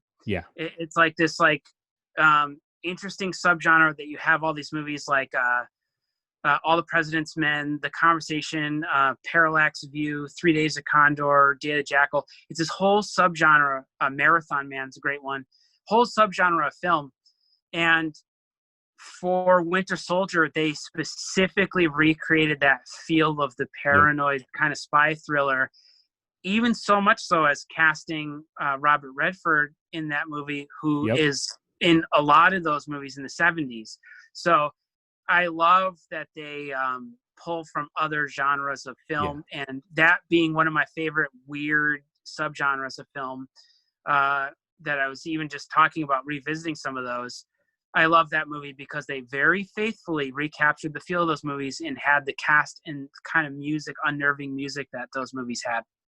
Yeah, the Russo brothers even gone to say that they took exact like reference and from those movies, and that's exactly why they cast Robert Redford for that movies, because they were like, we need him because of this. Yeah, totally. Yeah, he's in, All President's Men and 3 Days of Condor are two of the classics of that genre. And as soon as they like put out the trailer, I almost right away I was like, oh, they're on. I know what you're putting down. I'm ready for this. Hell yeah. Before we wrap this up, is there anything you want to plug before we get out of here? I guess I'll just, things I'd already mentioned, but Yashira, very excited for the record that we just finished up for that. And then also we got the End record coming out on June 5th, and the Misery Signals record coming out in early August. And also Chris Teddy, who I run the studio with, his band, The World is a Beautiful Place. They're going to be working on new material soon, and I'm really looking forward to that. So, just wanted to, I guess, mention those things. And I will quickly mention, too, that I had recently been on a couple other podcasts I just wanted to mention, too. I'd been on Horror Flicks and Guitar Picks, which is like cool, like kind of, podcast, horror-based podcast, and then this one called The Terror Table. So I was just on 2 horror podcasts talking about like different movies and things. So I just wanted to give them a quick shout because I think both those podcasts are really cool, as well as this podcast, which I've also been listening to lately. So thank you very much for having me on here, because it's just cool to participate in one of your episodes. It's very, very neat, and I'm very honored and appreciate you even wanting to take a little bit of your time to talk to me. So I appreciate that. Yeah, thank you so much for coming on. This is very cool for me. I've been a fan of End for forever, and I didn't even know you were in Shai Hulud, and helped write one of my favorite Shai Hulud records. And I've liked Misery Signals for years, pretty much since like when Absolute came out. That's when I like kind of got into Misery Signals. So it was super cool to be able to have you on and just chat for a few hours, and kind of start to make a new friend out of this. That's like the best part about music for me is making new connections and new friends. So this is even better. For sure. Yeah. I fully appreciate it, man. It's super cool. And again, thank you for the kind words, and thank you for having me on. Yeah, not a problem, man. So thanks. That's it. Awesome.